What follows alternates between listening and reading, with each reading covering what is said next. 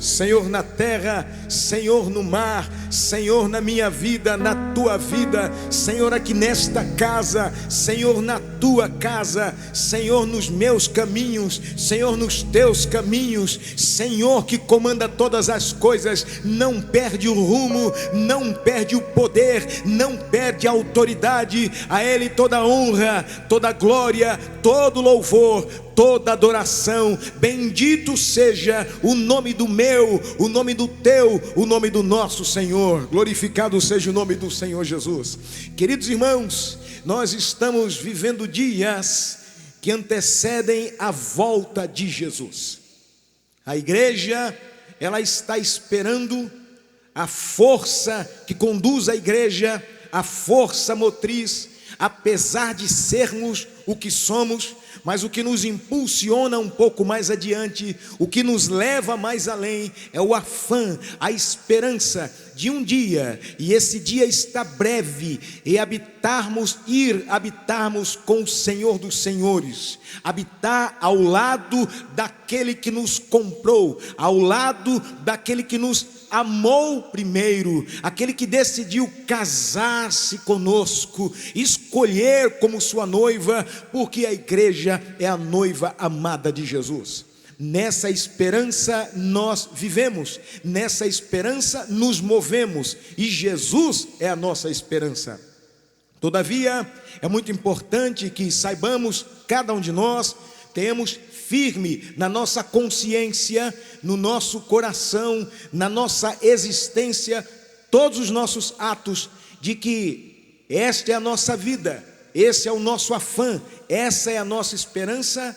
Todavia, há um vilão, há um vírus, há uma doença, chamada na palavra de Deus, na Bíblia, de lepra. É a lepra do pecado, e só o sangue de Jesus é que pode nos livrar, nos curar, vez por toda, dessa lepra.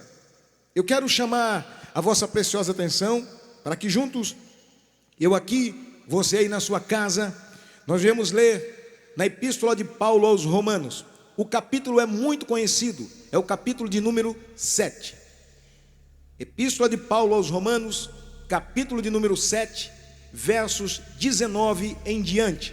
Se você puder aí na sua casa, esse é um bom costume, isso nos motiva, nos faz sentir, cada vez que nos colocamos de pés na presença de Deus ou para falar com Ele, da mesma forma como nos ajoelhamos, nos faz lembrar de que nada somos, de que não podemos, somos pequenos, e Ele é o grandão, Ele é o todo-poderoso. Esse é um sinal de reverência na presença do Senhor, como diante de um rei, de uma autoridade, as pessoas se postam. Está escrito assim na epístola de Paulo aos Romanos, capítulo 7, versos 19 em diante. Está escrito assim: porque não faço o bem que quero, mas o mal que não quero, esse faço. Ora, se eu faço o que não quero, já não faço eu, mas o pecado que habita em mim. Acho então esta lei em mim, que quando quero fazer o bem, o mal está comigo. Porque segundo o homem interior, tenho prazer na lei de Deus, mas vejo nos meus membros outra lei que batalha contra a lei do meu entendimento, e me prende debaixo da lei do pecado que está nos meus membros. Miserável homem que sou, quem me livrará do corpo desta morte, ou desse corpo que me carrega para a morte? Dou graças a Deus por Jesus Cristo, nosso Senhor, assim que eu mesmo, com entendimento, sirvo à lei de Deus, mas com a carne à lei do pecado. Se você crê nessa palavra, diga no seu coração, amém. Eu quero orar por você, para que o Senhor dê a você e a mim entendimento, e algo grande nessa verdade que nós vamos hoje exarar a partir da palavra de Deus. Há uma revelação nesta palavra, e certamente você não será mais a mesma, você não será mais o mesmo. Enquanto oro para que o Senhor nos dê entendimento, a mim e a você, também estarei orando aqui pela irmã Leila Mara, que pede oração pelo seu filho Tiago e toda a sua família. Também irmão Jorge René pede oração pela sua própria vida e pela vida da sua esposa. Também, irmãos, nós vamos apresentar, e quando nós juntos nos ajuntamos no mesmo afã de engrandecer o nome do Senhor, o Senhor responde. A irmã Josenilda Maria, que pede oração das dores, que está internada com o seu filho. Os dois foram diagnosticados com Covid-19. Também a irmã Graça, que pede oração pela vida do seu esposo, irmão Wagner, que completa mais um ano de vida amanhã. Deus abençoe meus irmãos aí em Betim. Amo vocês, orarei por vocês sem dúvida, e a vitória do Senhor é sobre a vossa vida. Oremos assim. Pai eterno, Deus soberano, não escolho palavras, mas escolho, ó Deus querido, um momento para estar diante do Senhor, clamando pelos meus irmãos. Deus, eu te peço que a tua cura, a tua boa mão venha sobre a vida de cada um deles que estão enfermos, que sentem em seu corpo físico pesares.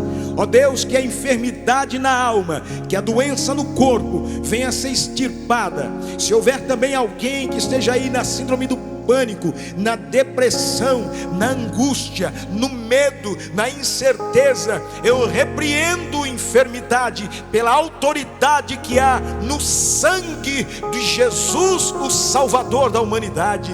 Também eu te peço, meu Pai, pela vida do meu querido irmão Wagner e da tua filha, ó Deus, irmã Graça, ali em Minas Gerais, em Betim. Guarda os meus irmãos, prospera a vida do meu irmão, que te ama, que te busca, que te serve, ó Pai querido. Pai de amor, Deus misericordioso, por fim e enfim, eu te peço que a tua presença, que faz toda a diferença, seja conosco nesta noite, aqui nesse lugar, mas também na casa, no trabalho, no carro, aonde está o meu irmão, seja neste continente, nesse país ou fora dele, que o Senhor os alcance, é o que eu te peço, e eu creio que o Senhor é muito Deus, para estar ao lado de cada um deles, e que eles venham a sentir a tua presença, e que ela seja marcante, e que transforme as suas vidas, é o que eu te peço, agradecido em nome de Jesus, amém. Deus abençoe meus queridos irmãos e irmãs em toda parte desse planeta. Queridos, quando eu olho para essa palavra, sem dúvida, nós vemos aqui o apóstolo Paulo, ele mesmo falando a respeito do pecado, e na teologia, essa matéria é chamada de hamartiologia, que trata a respeito exatamente desse pecado. Mas a soteriologia, ela vai juntamente com a hamartiologia dar o caminho, em se falando de estudo, a salvação, a plenitude da salvação. E esse assunto que nós temos diante de nós, e eu ouvi ainda hoje pela manhã, numa abençoada escola bíblica dominical, estão de parabéns pastores Juliano e presbítero Mateus, que aqui estavam ministrando a palavra do Senhor. Eu me deu vontade, inclusive, eu queria interagir com os irmãos, mas estava dirigindo, não deu, estava fora.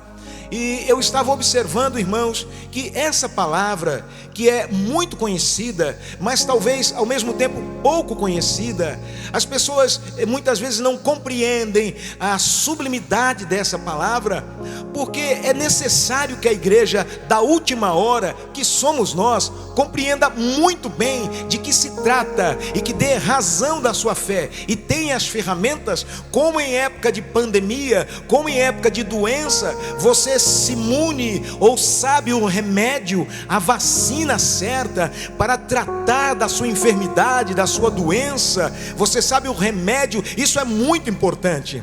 Quando cristãos, eles não conhecem o remédio, apesar de estarem ao lado do remédio, e isso é importante que se note, irmãos. Muitas vezes pessoas estão tão próximas, estão a um passo do remédio, mas não sabem como lidar com o remédio e não sabem em que momento lidar com o remédio. Por isso o Senhor meu Deus, o Senhor teu Deus, traz essa palavra à tua vida. E é algo muito importante que você grave no seu coração. Como diz o pastor Juliano aqui pela manhã, seria tão bom que quando nós nos colocamos na presença do Senhor, que nós dessemos o valor devido e anotássemos coisas que nós não sabíamos e aprendemos, porque quando a visão, quando a audição, mas também quando o seu tato, ele trabalha, você capta com maior clareza aquela lição que lhe foi dada. E eu quero hoje falar exatamente sobre a soteriologia na hamartiologia. Eu quero falar sobre a salvação, resistindo, atacando e curando o pecado na vida do homem. Muitas vezes nós, por não conhecermos essa verdade e apenas por ouvir falar, e eu não venho aqui trazer para você uma ideologia de um ministério, tampouco eu quero falar aqui de pregadores ou pessoas que você talvez tenha ouvido sem ter o conhecimento pleno daquilo que está exarado nessa mensagem. E você vai entender que não venho eu aqui fazer uma interpretação bíblica de maneira nenhuma, mas eu venho aqui pregar aquilo que claramente está escrito para eu e você degustarmos e termos como saída para os nossos pecados, para as nossas dores, para as nossas angústias, a palavra de Deus, porque a palavra está escrito, a palavra é a autoridade, a palavra é o próprio Jesus. Jesus é Emanuel, Deus conosco. A palavra é Deus, a palavra é curativo para a tua e para a minha vida. Portanto, antes de tudo, eu quero aqui dizer, irmãos, que esta pessoa que aqui escreve, o apóstolo Paulo, ele vem fazendo um tratado desde o início. Quando nós olhamos para Romanos capítulo 3, logo no início, está escrito ali, se não me engano, 23, porque todos pecaram e estão destituídos da glória de Deus. E porque todos pecaram, estão fora da herança de Deus. Não adianta a pessoa pensar que é filho, não adianta a pessoa pensar que vai herdar alguma coisa, quando na realidade nunca vai pôr a mão num centavo daquela herança. Pessoas vivem como filhos, como herdeiros lídimos ou legítimos, mas jamais tomarão posse daquilo que de fato lhes pertence, por direito lhes pertence, porque não conhece e andam por meandros, por caminhos, seja ele das drogas, seja ele caminho que flerta com a morte, e antes de colocar as mãos na herança, ele é ceifado pelo fruto daquilo que ele semeou. Muitas vezes, por causa de uma bebedeira, por causa de drogar-se, ele perde a chance que lhe era certa. O fato que lhe aconteceria deixa de acontecer. De igual forma, quando nós que pensamos ser filhos de Deus, sem conhecer a Deus, jamais veremos a Deus, porque é necessário que assim como Ele é, o vejamos, e para ser assim como Ele é, precisamos estar santificados, precisamos nos santificar. E aqui o apóstolo Paulo, ele fala sobre o pecado. Mas eu quero dizer para você que quando nós olhamos logo de cara, e muita gente confunde isso, pensa que Paulo fala de si próprio. E eu quero dizer para você que não, certamente não. Não quero aqui de maneira nenhuma entrar em cunhos teológicos, em demandas teológicas, não. Aquele que quiser acreditar, mesmo vendo a verdade, algumas pessoas já assim o fazem. Mas nós, conforme João capítulo 8, versículo 32, está escrito que nós conheceremos a verdade e a verdade nos libertará. Versículo 36 diz que se verdadeiramente o Filho vos libertar, vocês verdadeiramente estarão livres. E eu quero aqui falar da libertação de Jesus. E eu quero falar também que desde o início do mundo, o que afastou o homem de Deus foi o pecado. Existem louvores odiernos que dizem que nem o pecado afastará o homem de Deus. Isso não é verdade, porque está escrito que o pecado faz separação entre Deus e os homens. É a palavra de Deus, e o que está escrito é necessário que vivamos. Dessa forma, então nós entraríamos em desespero em ver um homem tal qual Paulo, que pela manhã aqui foi falado, e eu iria inclusive interagir. Paulo faz parte de um detalhe dos mistérios de Deus revelado à humanidade. A igreja foi um mistério revelado por Deus nos últimos dias. O advento do Senhor Jesus foi um mistério de Deus revelado nos últimos dias. Enquanto os profetas e até os profetas, até Jesus, as pessoas esperavam que acontecesse e não acontecia. De repente vem o Messias. Mas quero dizer que o apóstolo Paulo, esse homem do qual nós vamos tratar hoje e que está falando para nós a respeito do pecado, ele era um dos maiores segredos de Deus contra o inferno. Enquanto após a morte de Jesus, o inferno observava certamente, o mundo observava que os discípulos de Jesus, certamente por estarem caminhando ao seu lado, seriam os maiores responsáveis pela doutrinação da igreja. O inimigo começou a investir nos discípulos de Jesus, mas eles não sabiam que o Senhor Jesus, como disse pela manhã o presbítero Mateus, o Senhor Deus nunca será pego de surpresa. Ele estava preparando uma outra coisa, ele estava preparando um outro mistério para revelar, para cabalmente dar a última pancada na cabeça da serpente, que pensava estar imperando com a morte de Jesus e depois com a volta dos discípulos a pescar.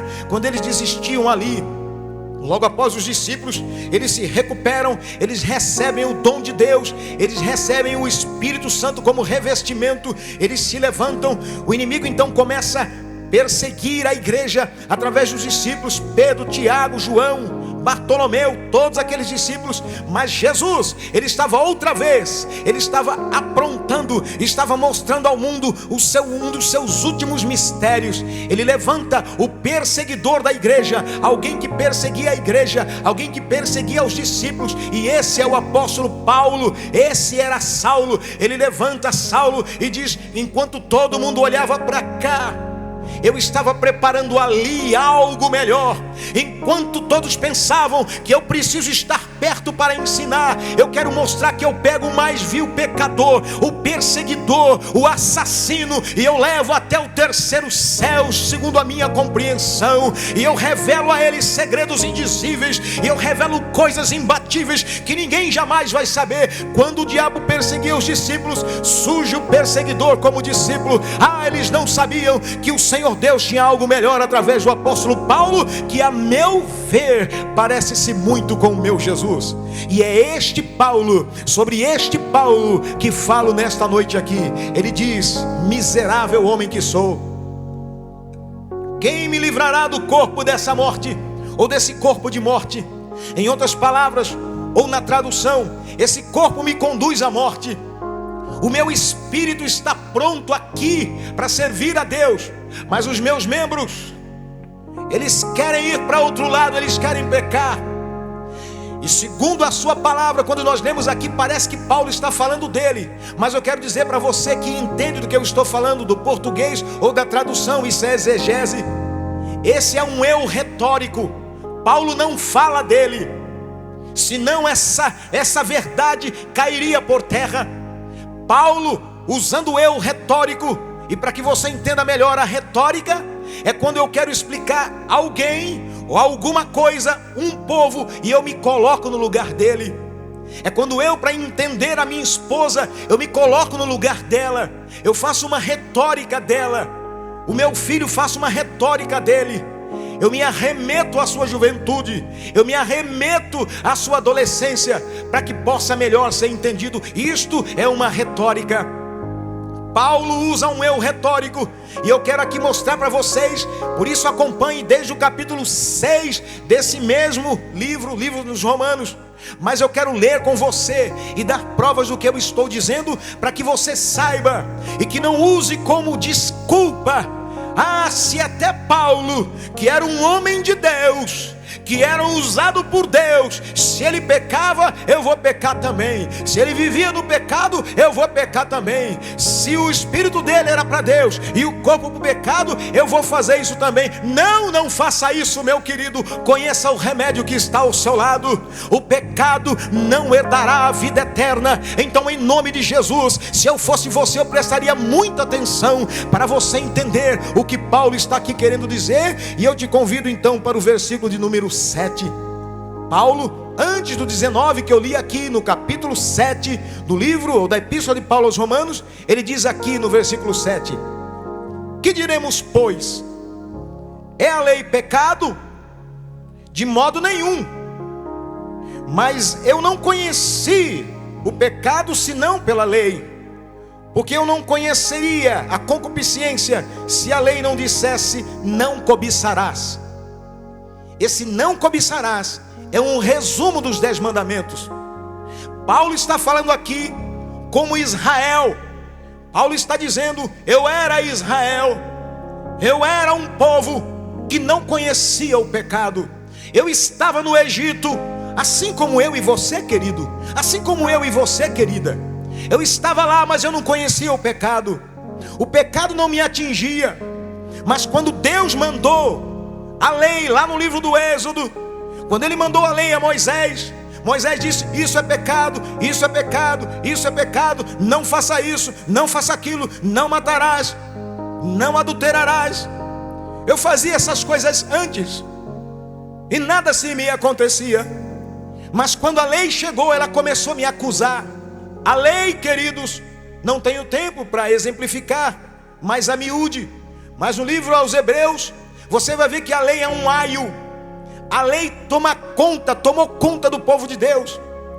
Deus, na verdade, lá no Éden, Ele plantou, porque eu e você, qualquer um de nós, ou melhor, quaisquer um de nós, temos a lei moral no nosso coração.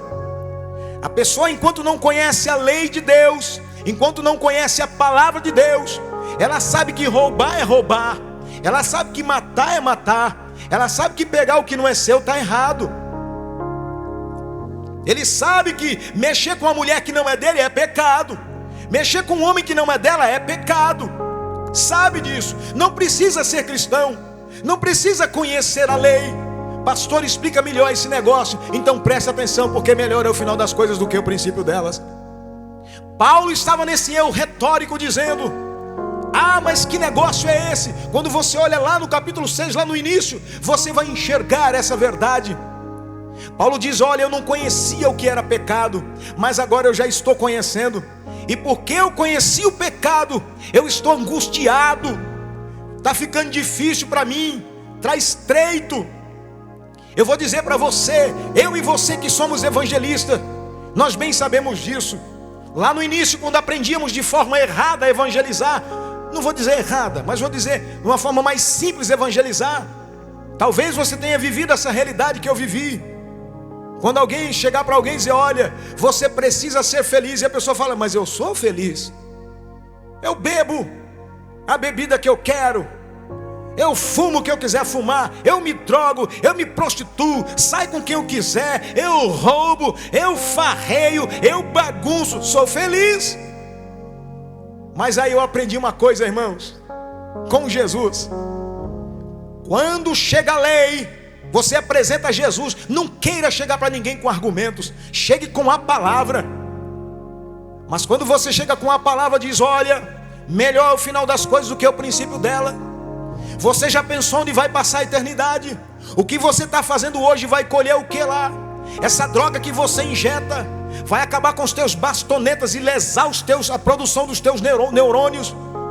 Você bebe agora, você vai ter problemas de exalação. Você vai começar a ter problemas na sua pele, vai começar a feder, você vai começar a inchar, o teu fígado vai correr riscos. Essas baladas, essas noites que você não dorme, esses barbitúricos, essas coisas que você toma, vai te assustar no futuro. Essas mulheres que você mexe hoje, amanhã vão te procurar, vão te querer, você não vai poder. Esse homem que você se entrega para ele agora, vai ser uma marca na tua vida. Possivelmente vai ter uma mulher. Isso, irmãos, é a lei. Por quê? Está escrito: o que o homem plantar, ele vai colher. Então, quando a lei chega, ela constrange alguém. É isso que Paulo está dizendo.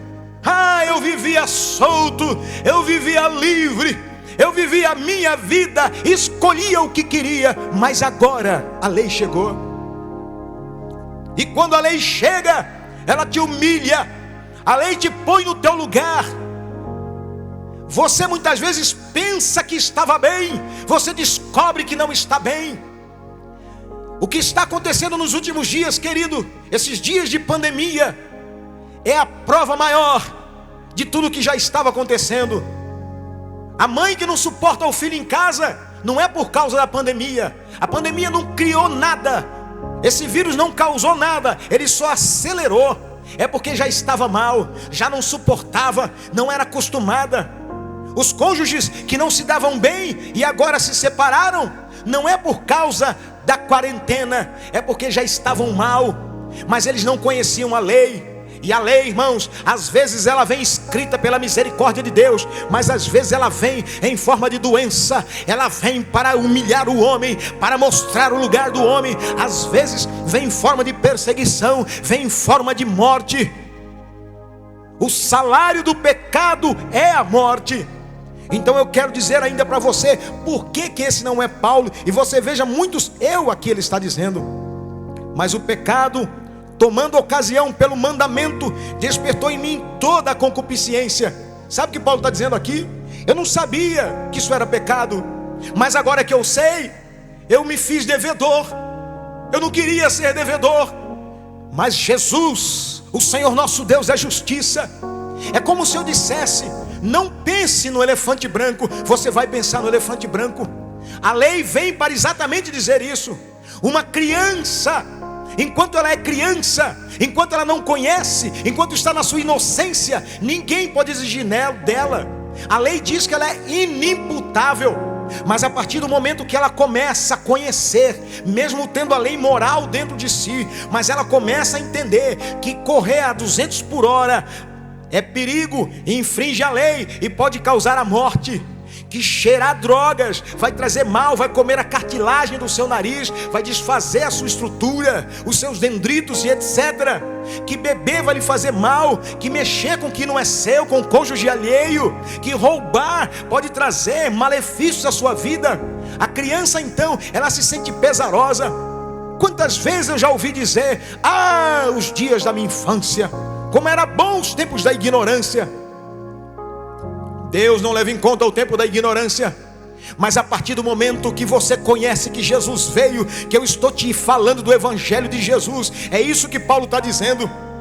E aqui estão as provas, e outras mais haverão, que não era Paulo falando dele, ele estava falando de um povo. Ele estava falando: irmãos, eu estou falando para vocês, não vivam no pecado. Desde o início do capítulo 1, Paulo vem fazendo um tratado a respeito do pecado. Cuidado, igreja, cuidado, irmãos romanos, não vivam no pecado, saiam do pecado. A graça é graça, mas não veio de graça. A graça custou o sangue de Jesus. Anda no caminho. Essa, irmãos, é a tese. Essa palavra de Paulo lá no capítulo 3 de Romanos é aquilo que trouxe a reforma da igreja, que gerou a igreja como é hoje, a igreja pentecostal, uma igreja reformada. Então, de maneira nenhuma, esse homem a quem Deus usou, ele não vivia no pecado, ele fugia do pecado. Noutro tempo, outrora, em outro lugar, você vai ver ele mesmo dizendo: não mais vivo eu, mas Cristo vive em mim. Paulo não vivia no pecado, ele corria do pecado, ele fugia do pecado. Mas ele está falando aqui a pessoas, e muita gente talvez hoje está me ouvindo e dizia: ah, vou continuar pecando, eu peco e peço perdão, eu peco e peço perdão. Não, na primeira epístola de João está escrito: não, irmãos, se nós confessarmos o nosso pecado, ele é fiel e justo para nos purificar de toda injustiça. Aquele que confessa e deixa alcança misericórdia. E alcança quer dizer, não é que ela vem até você, é que você vai correr atrás dela, vai começar de novo. Alcança ela, não vale a pena pecar. Ainda mais aqui Paulo diz no versículo 9 do capítulo 7 aos Romanos: eu em algum tempo vivia sem lei, mas vindo o mandamento reviveu o pecado e eu morri. E o mandamento que era para a vida, achei que era para a morte. Olha como é que é. Quando o crente, ele não conhece a lei de Deus, ele fala: ah, como é duro servir a Deus, ah, como é difícil. Mas eu vou te dar daqui a pouco a receita. Jesus é bom demais, irmão. Oh, que Jesus maravilhoso, como ele é fiel. E eu não poderia deixar de te falar essa verdade. Eu poderia muito bem vir aqui falar de milagre, falar de cura, falar de bens para receber. Mas, irmão, muito mais do que o bem, muito mais do que a cura, muito mais do que dinheiro, muito mais do que filho, muito mais que casamento, é a tua salvação. Vigia, Jesus vem, o maior advento está por acontecer. E o que tens agora, será que vai subir? É necessário, irmãos, entender isso. Diz aqui Paulo: e o mandamento que era para a vida, achei que era para a morte, porque o pecado, tomando ocasião pelo mandamento, me enganou, e por ele me matou. E assim a lei é santa, e o mandamento santo, justo e bom. Vai lá no capítulo 6 da mesma epístola aos Romanos. Sabe por que Paulo está dizendo isso? Porque ele começou dizendo assim, ó: que diremos, pois? Permaneceremos no pecado para que a graça seja abundante? Já que aonde abundou o pecado, a graça superabundou?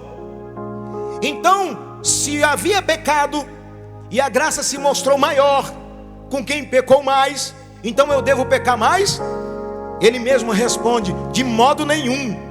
Nós que estamos mortos para o pecado, como viveremos ainda nele? Paulo está usando um eu retórico, e às vezes na segunda pessoa aqui como nós, para dizer que a igreja, assim como ele, não pode flertar com o pecado. Ele diz ainda aqui: ou não sabeis que todos quantos fomos batizados em Jesus Cristo, fomos batizados na sua morte? Ou seja, quando você se batizou, você morreu para o mundo. Quando você se batizou, assim como Cristo fez, você desceu com ele as águas e se levantou em novidade de vida. Como é que um morto vai continuar sentindo as coisas que sentia? Morto não sente. Eu gosto da analogia que o pastor Juliano faz de vez em sempre aqui. Tem algumas que ele faz assim como eu, mas eu acho muito interessante. Uma delas é essa: morto não fala, morto não age, morto não quer, morto não escolhe. Por isso que Paulo diz: não mais vivo eu, mas Cristo vive em mim. Como pode um homem que diz que não vive mais ele, mas Cristo vive nele, dizer que ele vive no pecado?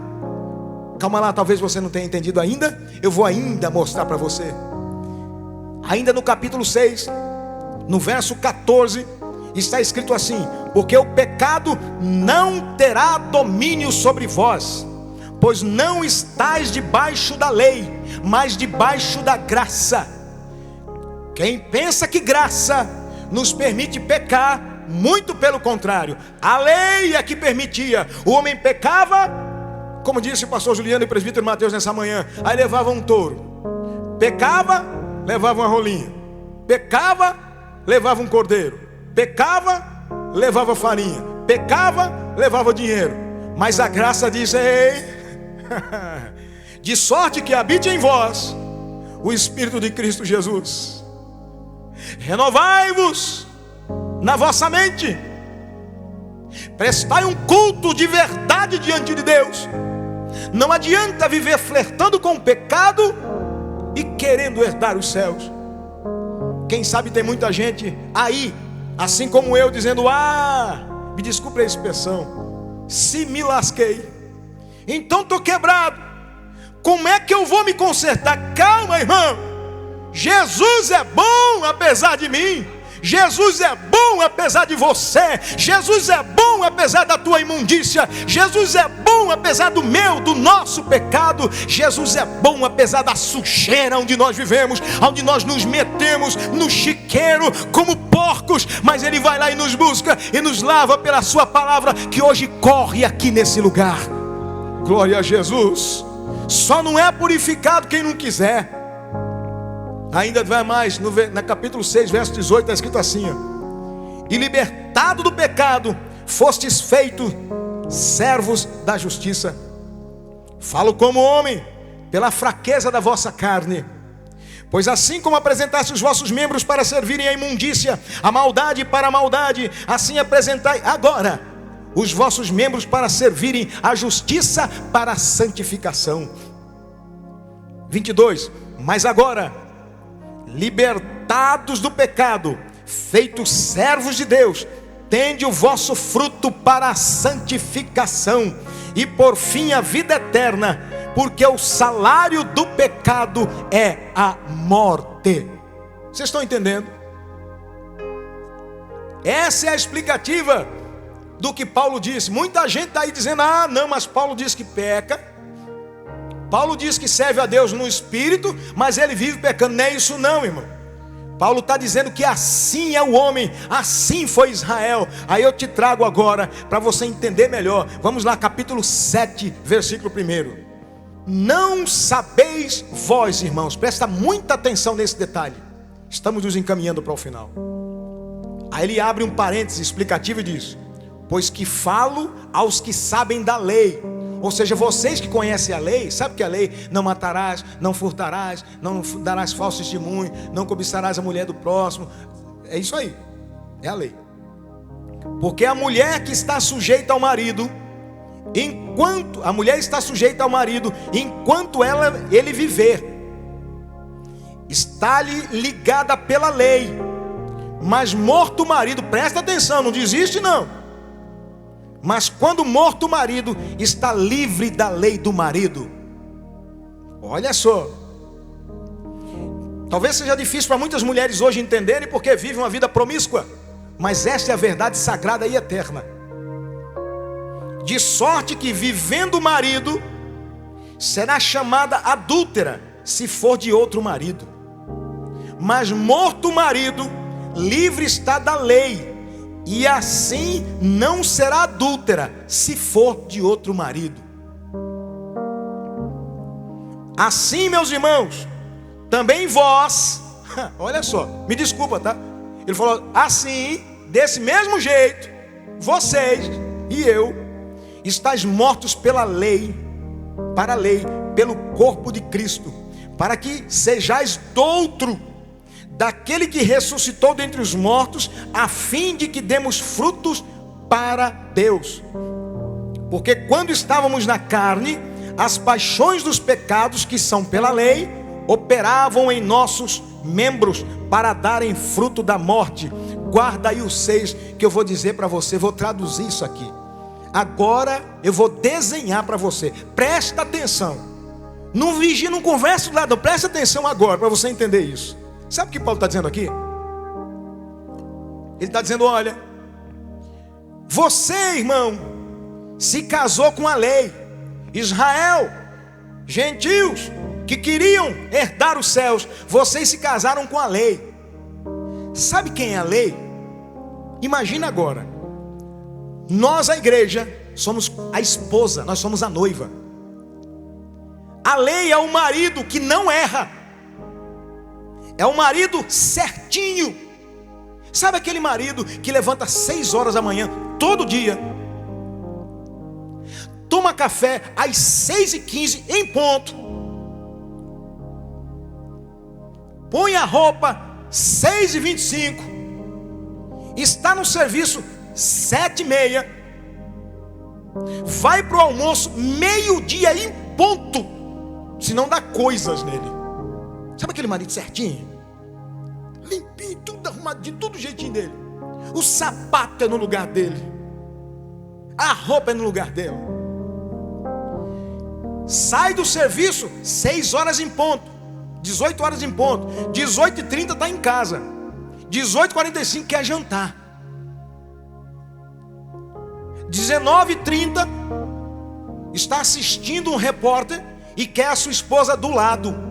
A lei é assim, é o marido certinho, não pode errar. Chegou às 20 horas, é o momento do gozo entre eles, e às 21 horas, para as 21h30, tem que estar dormindo para começar tudo de novo no mesmo dia. E a esposa? A esposa somos nós, relaxada.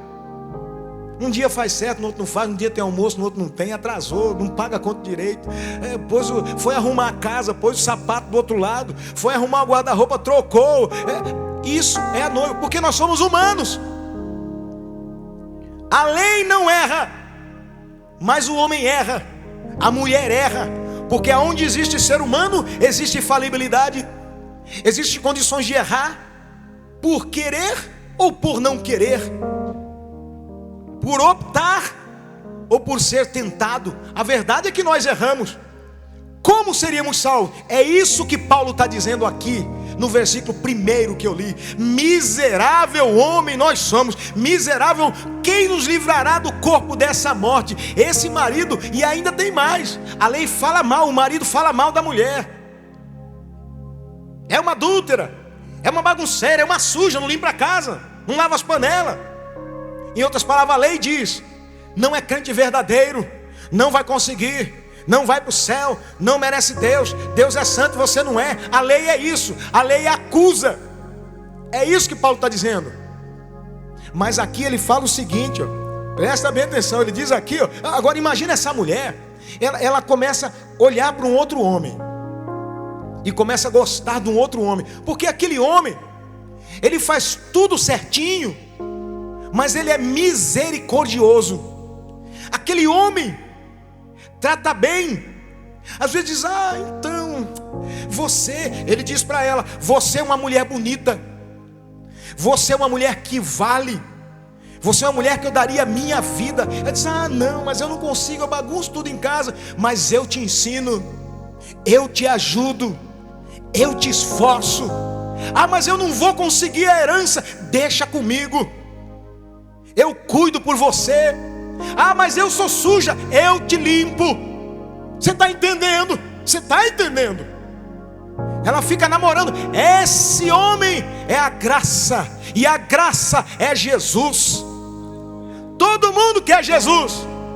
Toda mulher que se preze quer Jesus, mas está casado com a lei, casado com o pecado. Então Paulo diz o seguinte: relaxa, relaxa. Sabe por quê? Jesus nos amou tanto que ele chegou para aquele marido mau, que era a lei, e disse: olha, o que você fizer eu faço melhor, eu sou teu patrão, eu mando em você. Aí a lei disse: não, mas primeiro tem que cumprir. Ele disse: eu cumpro. E cumpre aonde? Eu cumpro em mim. Aleluia. Eu não sei se você está entendendo, mas eu folgo no Senhor, eu me regozijo, porque o meu Deus fez isso e falou o seguinte: eu compro você, eu vou te comprar, mas com você eu compro a tua esposa. Você vai embora, eu acabo com a tua validade, liberta ela, porque ela é minha, eu quero ela. Quem sabe a lei disse: mas ela não presta, a igreja não presta, o Ricardo não presta. Mas Jesus disse: eu quero, eu pago, e paga como? Me diz o preço, a tua vida, eu dou a minha vida. Oh, glória a Deus. Jesus, irmãos, é a libertação. E nós vemos exatamente no capítulo 7, versículo 6, Paulo dizendo a respeito disso, dizendo assim: mas agora estamos livres da lei, aleluia, não tem mais lei, não, pois morremos para aquilo que estávamos retidos, para que sirvamos em novidade de espírito e não em velhice de letra. Capítulo 8 desse mesmo capítulo, olha só, desse mesmo livro está escrito assim, ó: portanto, agora nenhuma condenação há para os que estão em Cristo Jesus. Mas presta bem atenção: segundo o casamento, você tem que se consertar, porque você viu que não deu certo o primeiro. Você não pode perder esse casamento, é muito bom.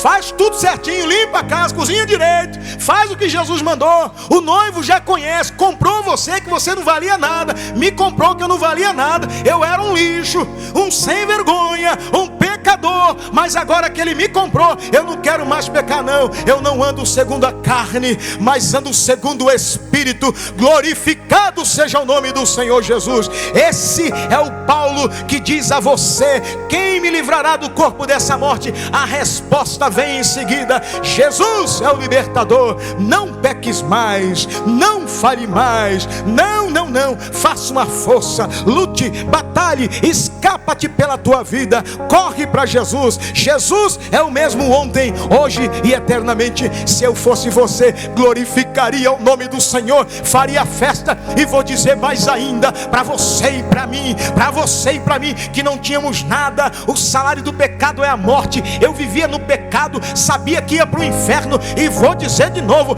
quem não andar em santidade vai para o inferno. O salário do pecado é a morte, mas Jesus me chamou, Ele me limpou, me lavou, me deu um banho, cortou esse cabelinho duro, me lixou, me colocou sapato bom, roupa boa, e disse: agora você está com as vestes brancas, mantenha a tua veste branca. Eu ainda não casei com você, eu sou o teu noivo, mas todo mês eu venho te ver, todo mês eu quero ver como estão tuas vestes, porque em breve eu vou te chamar, então você estará para sempre comigo no reino do meu Pai. Se você pode, se você recebeu, glorifique o nome do Senhor. Se você ainda não tem, se prostre diante do Senhor. Oh, glória a Deus. Somos salvos não mediante as nossas obras, mas mediante a graça de Jesus. Jesus é a graça, Jesus é o Cordeiro de Deus, é Ele que nos comprou, é Ele que nos livrou. Aleluia! Glorificado seja o nome do Senhor Jesus. Há uma aura de festa, e eu quero dizer para você agora, imagina, só para você entender, eu vou falar porque eu já morei lá em frente da favela de Sapopemba. Mas imagina, você sai do gueto, lugarzinho feio, sujo, só gente feia, aquelas músicas que você sabe bem, não vou falar aqui para não afrontar ninguém, porque tem gente que gosta de pancada. Só pecado, só pó, poeira, bebida, só gente caindo, só pé redondo, só fedor. Aí ele tira e fala: vem aqui agora. Imagina o melhor lugar da terra. Não se compara, porque o céu que nos espera vale a pena qualquer sacrifício. E nós vamos entrar como noiva. Você já imaginou? Glória a Jesus. Louvado seja o nome do Senhor Jesus. Já imaginou quando os convidados, os profetas, os patriarcas nos olharem andando ao lado de Jesus, e Ele apresentando, dizendo: é minha noiva. Oh, glória a Deus. Você e eu, quem éramos? Então vou te dizer, meu querido, vale a pena mortificar os seus corpos, como Paulo diz posteriormente: eu mortifico os meus corpos. Todo dia sou entregue à morte por amor de ti. E ao final ele vai dizer: combati o bom combate, acabei a carreira e guardei a fé. Louvado seja o nome do Senhor Jesus. Há salvação para a tua vida. Eu quero te fazer um convite, meu irmão, minha irmã. Você que vivia no pecado, talvez até escorado nessa palavra, dizendo: não vou continuar pecando. Eu vou dizer uma coisa para você: tudo que nós fazemos corriqueiramente começa a fazer parte da nossa vida. O que nós comemos, uma educação física, né, Jatiniel? Tá bonita, hein? Cuidou, melhora. Cuidou, fica bem. Aleluia. Orou, fala com Ele. Falou com Ele, Ele ama. Jesus te ama, Jesus te busca, Jesus te quer. Jesus morreu por você, Jesus tem vestes novas para você. Te levanta desse lodo, muda de vida. E você também, crente, muito crente, que muitas vezes pode estar dentro da casa do Senhor, mas não entende que quem peca, o pecador, não verá a Deus. O homem que é pecador costumaz, que é acostumado com o pecado, vai se afastando, mortificando, matando o Espírito Santo, extinguindo o Espírito Santo, e jamais verá a Deus, porque é pelo Espírito Santo que nós estamos selados para o dia do juízo. Eu quero orar por você, eu vou orar por você, porque muito mais do que uma palavra que massageia o teu ego, muito mais do que uma palavra que diz aquilo que você queria ouvir, esse remédio vai te curar. E não tem pandemia, não tem mundo, não tem veneno, não tem pecado que poderá infectar a tua alma, a tua vida. E toda vez que você ouvir, você vai se lembrar. Toda vez que o pecado chegar e bater a tua porta, você vai dizer: não, eu sou de Jesus, eu casei com Ele, eu batizei, eu me entreguei a Ele, eu sou fiel a Ele, Ele é meu, não quero pecar. Ah, pastor, e se eu pecar por acidente? Ele conhece. Tem muita noiva, irmãos, que eu já tenho conhecimento, já vivi, irmãos, fiz muito casamento, que já rasgou muito vestido, às vezes na hora, e nem por isso deixou de casar. Tem noiva que já atrasou, que se perdeu. Uma vez fiquei 4 horas, porque o noivo se perdeu na Grande São Paulo. O motorista não achava o lugar, mais de 4 horas, e nem por isso a noiva foi embora. Não, fica tranquilo, se você errar, Ele te levanta. Só não seja meretriz, só não seja pecador, mas ame a volta de Jesus. Eu quero orar por você. Na tela está um QR Code, aí você vai se comunicar conosco, nós vamos orar por você, vamos entrar em contato contigo, vamos falar de Jesus para você, vamos estar junto. Não desista, não peque, porque não vale a pena pecar. Todavia, se desavisadamente pecarem, há um que vos santifica. Se você vive na luz, como Ele na luz está, o sangue de Jesus Cristo nos santifica, nos purifica de todo o pecado. Eu quero orar por você. Se você está aceitando a Jesus Cristo, acesse aí o QR Code. Se você está na sua casa, eu quero orar por você também, pela irmã Lia Souza, que está completando mais um ano de vida hoje. E eu quero orar por você que está se voltando para Jesus, você que está aceitando a Jesus Cristo. Eu fico muito feliz, irmãos, com o amor, com o carinho dessa igreja, com o que eu vejo ao longo do tempo. Claro que não são todos, mas um vem aqui e fala: olha, eu aprendi isso aquele dia, eu aprendi isso aquele dia, aqui eu não caio mais, nessa armadilha eu não caio mais, ali eu não erro mais. Eu vou dizendo: Jesus, é só o Senhor para fazer isso. E eu vou dizendo: glória a Deus, Jerusalém é logo ali, e daqui a pouco nós estaremos no céu, eu e você, para cantar o hino da vitória. Fica de pé aí na sua casa com o seu filho, abençoe a sua casa, aprenda a ser obediente, aprenda a ter gratidão. Alguém me disse recentemente: é tão difícil ter gratidão. Eu falei: não, ter gratidão é fácil. Vai sair para vocês aí, eu mandei através de podcast, acho que é, né? Uma palavra sobre gratidão. É muito importante. Você tem tudo o que precisa. Jesus cuida de você. Ele não te deixa só. O suficiente Ele te dá. Ele é o esposo amoroso. Ele só não quer que você goste desse lugar, que você goste dessa terra. Ele quer que você não goste dessa terra, para voltar para casa, para estar nos céus, onde é o teu e o meu lugar. Eu quero orar por você.